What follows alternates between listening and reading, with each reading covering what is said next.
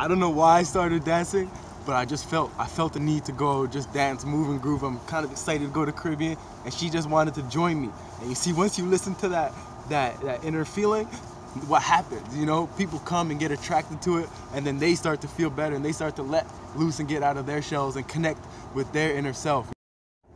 Rastafari. It's the original Rastafari coming to you from the motherland and the other land.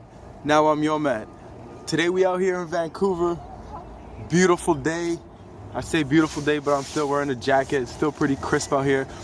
But I just want to start off by saying thank you for everybody who's been rocking with the videos, rocking with my channel. We just getting started.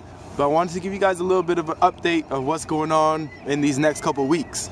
Starting next week, I'm going to be going out to St. Lucia, which is the other land. And I'm going to go out there, go on a rejuvenation center with my cousin who's out there, who's a big influence in the Caribbean. He's a herbalist, a healer. And he's just been a big mentor for me from afar. So it's about time that I go out there and I go learn from him and I go get immersed in the culture, because it's only so much you can really learn from the books. You know, it's Vancouver, we're kind of blessed. You know, we got a bunch of nature, we got the water over here, but for the most part, we're not really connected to the earth. You know, so we're out of our natural habitat. So if we're out of our natural habitat, it's hard for us to get that intuition of what we're supposed to eat, how we're supposed to be interacting with the plants, the animals, with our environment, with our people. So just going back to the other land, and I want to get that stimulation of being surrounded in the forest and the trees with the wild plants growing. You know, I was out there, I was checking out some things like wild amaranth. You know, when I was there before, they had guanabana, the soursop. Same soursop tree. A few days later, look how they're growing. There's a whole bunch, man. This is gonna be fruitful. Mangoes, the bananas, all different kinds of bananas. They have breadfruit, like so many different fruits, sour apple. So all these different things. I want to go out there and just wake up in the morning, look outside, and just feel what that energy that's gonna give to me of going out, just picking a fresh fruit, eating that fruit, and just, you know, getting that stimulation, because our body has all the information that we know that we need.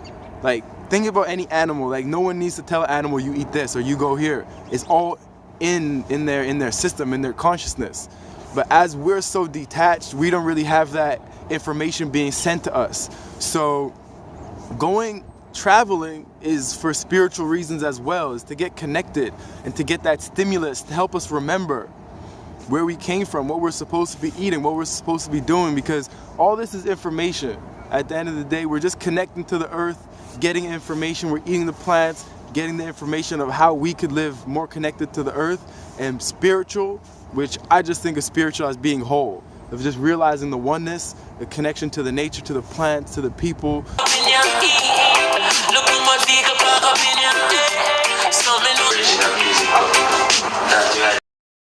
So another subject I just wanted to touch on today was this idea of the one-size-fits-all diet, and people looking on different channels, people going on this article and like talking to this person and thinking that they should copy that diet, you know. And the truth of the matter is, there is no thing for everyone. Everyone is completely different. And like I was mentioning before, once you get in tune, you're going to be able to realize how you're going to be different than someone else. But just for now, don't try and stress out about trying to eat like someone else.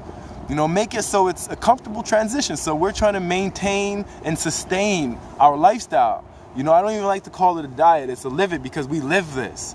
You know, and in order to live it, it's got to be something that's coming from inside. You know, so just keep that in mind. Not everything is for everyone. All right, just a little example is the glycemic index, which is supposed to tell you about your blood sugar response to different types of carbohydrates. So say you eat a white potato, you're gonna have this kind of response into your blood sugar levels. And there's studies coming out these days that are completely disproving that. They show that someone who eats a high-fat diet and low carbohydrates has a different glycemic response than someone else who eats that same high-fat diet, low carbohydrates. And someone may eat high carbohydrate intake, a lot of fruits, very little fat, and their glycemic response or their blood sugar levels aren't spiking. You know, so the science is catching up to this idea, but there is no one-size-fits-all diet. everyone has a little bit of a different response. So I'm urging everybody to get out into nature, to listen to your body, to write things down after you eat. Like if you feel a certain way after you eat, write it down. You know, trying to get in tune with that inner intuition, that inner commander, you know, that tells you everything you need to do. Get in tune with that, and that's gonna put a lot of strain off you to try and copy someone else's diet or how someone else eats. You know, so we're all, at the end of the day, this is our life. We're here to enjoy it. So we don't want to be stressing out about, oh, turmeric isn't on the list. You know, turmeric has a lot of benefits. If it's not on the Dr. Sebi's list, see if it works for you. And then if it works for you, then good, go ahead and eat it, you know? And these different things, go ahead and eat these things, you know? The list is kind of like a basic framework, but from there, you got to branch out. Your body's going to be telling you it all right? So just go through this whole journey, enjoying it, having fun with it, with a smile, you know, with that vibrance, with that life, with that electricity running through you. Like, you know, you got that vibrance, you know? So that's the goal of this. So keep that in mind throughout this whole process. Don't try and copy someone else's eating style. Just, you know, use a framework and then see what works for you. And we're all gonna be there in the end, sustainable, happy, blessed, you know, and just continuing on with these little steps. So thank you guys for listening. If you liked the video, subscribe, like, share, and stay tuned for my travels in St. Lucia. If any of you guys have been to St. Lucia, if you're from St. Lucia, comment below and just let me know your experience was, or just let me know what you guys want to see out there. I'm going to be out in the mountains, close to the herbs, you know. So if you guys have any questions about what's the best way to use the herbs, what are these different fruits, like all these different things, let me know, comment below, show love. Ja! Rastafaro.